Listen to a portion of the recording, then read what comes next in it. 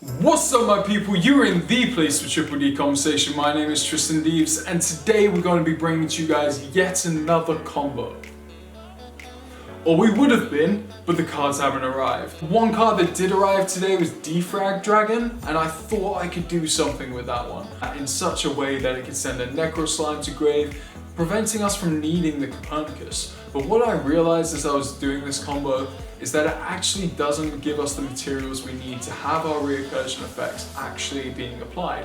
So instead, what I've decided to focus on is getting our level 4s out of our deck. And the reason for doing this is because some of the best Xyz monsters out there are rank 4.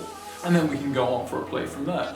Now, my whole kind of concept of this new deck profile that I'm building is going to be lying in between the range of utilizing synchros to also benefit your Xyz monsters as a whole.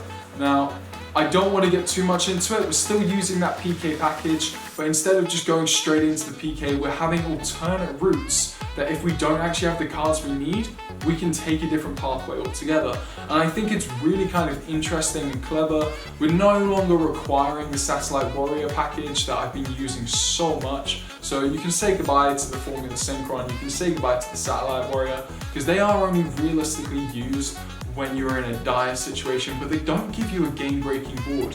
Whereas this new combo that I'm thinking about, it's giving you some spell and trap negates, 2 to be precise. It's giving you the potential for a spell card or trap card or monster card back to the hand. It's giving you the ability for a new banish, so you can destroy one of your own monsters, you can banish one of theirs. It gives you the potential for a monster negate. It also gives you the potential to go into an entire board negate, as well as utilizing your Hope Harbinger, which we haven't seen in so long in a DD deck profile. So I'm hoping to bring that guy back as well. And then also going into some other plays, which I don't want to get too far into today because they are kind of, they're basically something I'm working on. So I don't want to go too deep down that route, but I do want to show you guys what we've got.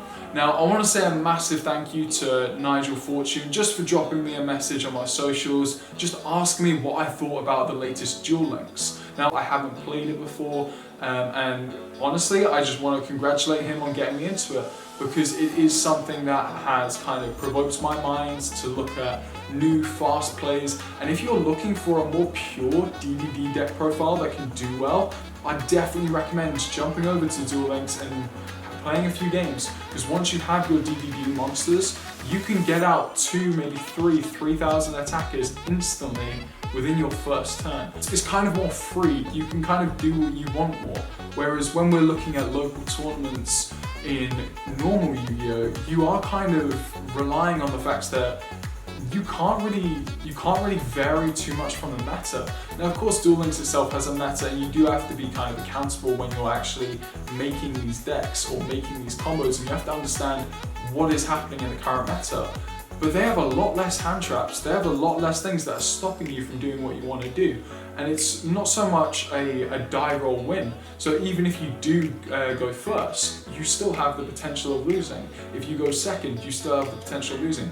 Like in normal Yu-Gi-Oh, you have the potential of losing, but if you can set up your board in normal Yu-Gi-Oh, you have an entire board negate, first turn every time, especially in these top tier decks. They're pumping out so many negates that you have to keep up with just the tiniest rogue decks, even to become on rogue tier, which is insane.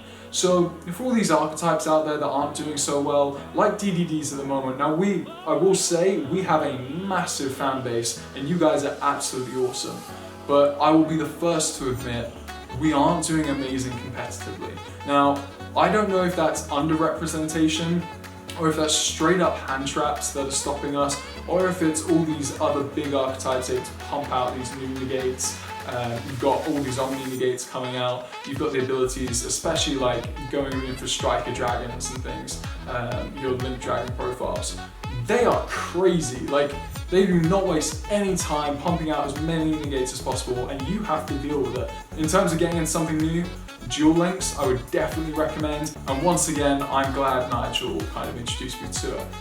Now, if any of you guys do have any other kind of thoughts that you want to get out there and you want to kind of discuss with the group, just let me know. I'm even tempted to make some form of Discord chat that we can all have conversations, we can all play our own little matches, we can show off our combos, but I need to know if you guys are down for that before I set something like that up. Once again, I know it's been an utter short one, I'm gonna leave you with this. And I'll see you in the next one. Have a great day.